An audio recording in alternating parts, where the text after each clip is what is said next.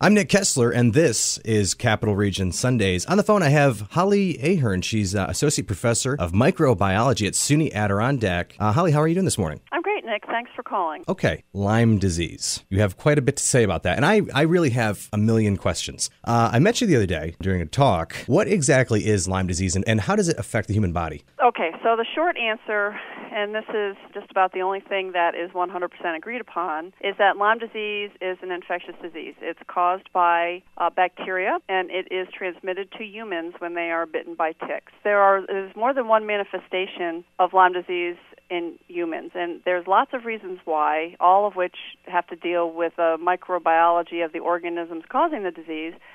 But unfortunately for us and for our pets that get Lyme disease, it's sort of diagnosed as a very simple bacterial infection caused by one bacteria that is easily eradicated by a short course of antibiotics. That is not entirely true. So that's 25% of the cases of Lyme disease in humans anyway that might be true for, which of course leaves 75% of people that kind of don't fit that definition, and so their Lyme disease is harder to diagnose and certainly harder to treat, and in fact, in many cases, people are left out in the cold with no treatment because physicians really don't know what to do about it. Okay, now physically, an untreated Lyme disease case, or even treated, because I know they're still not really curable, right? It's more like you can control it or manage it. Is that correct? I am going to have to say probably true, or at least the way that we are approaching treatment of it currently, which is to just try to either treat it with short-term antibiotics or try to blast it with long-term antibiotics. And the problem is these are antibiotic-resistant microbes, not just bacteria, but there may also be protozoa, which are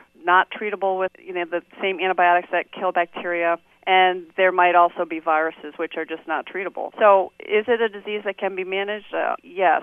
There's hope because new research finally is occurring to see if there's better approaches to treatment. You are obviously very knowledgeable on the subject, but you actually kind of have a personal connection to Lyme disease. Can you tell us a little bit about that?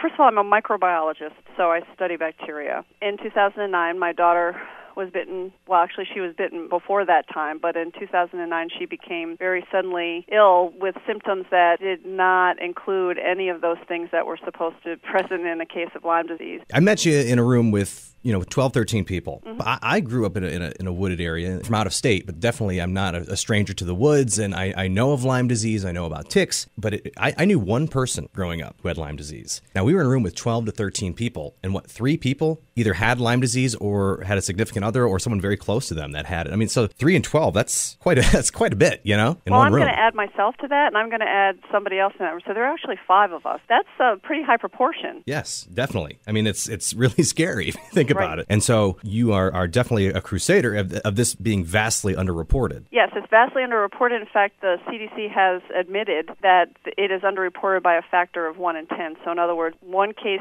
out of every 10 cases gets reported. That means 9 out of 10 are missed. We have lousy diagnostic criteria for this disease. Yeah, and one of the things I really found interesting was you had said that in the medical field, the perception of Lyme disease hasn't changed in 40 years. Is this true? Is that true? That's absolutely true.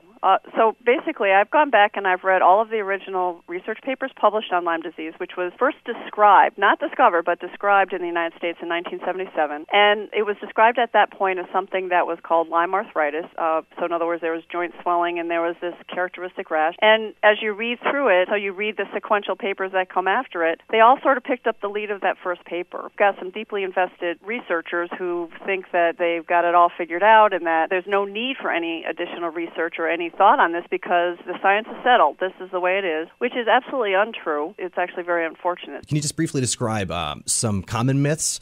I think the most common myth there is that to have a case of Lyme disease, you have to have seen the tick bite, and that at the site of the tick bite, this very characteristic rash appears. It's called a erythema migrans rash, but what it looks like is a target, a bullseye, and so it's often called a bullseye rash. Where that comes from, by the way, is that very first description of Lyme disease, which is what happens when a certain stage, the young stage of tick, bites, and later on those patients develop Lyme arthritis. So those patients are the only ones that are characterized as, that we can prove scientifically develop the bullseye rash. But there's a whole lot of other manifestations that occur that do not involve that.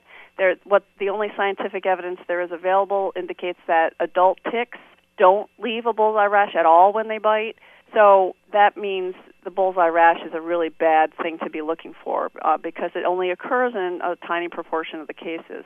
So just so you know, what the research done in emergency rooms where they keep track of these things, that patients who came in with tick bites, 50% of them had any kind of rash, and only 9% of them developed this bullseye appearing rash. So that means 50% of people who later develop Lyme disease have no rash at all. And what about if you find the tick and remove it in 24 hours? That's a myth too, correct? Is that true? Nope, that's really a myth too, and I don't even know where that came from because what research there is available has all been done on animals. So there have been no studies on tick attachment time and disease transmission in humans, and we are different than animals, number one. And number two, even in the animal studies, the amount of time it takes to transmit Borrelia is in the, as early as 16 hours. And that's the earliest they started looking, by the way. So who knows how soon transmission of Borrelia can occur. But I will tell you that the tick-borne encephalitis viruses that I also mentioned, they know that those are transmitted very rapidly, within 10 minutes of the tick, inserting itself into your bloodstream and starting the process.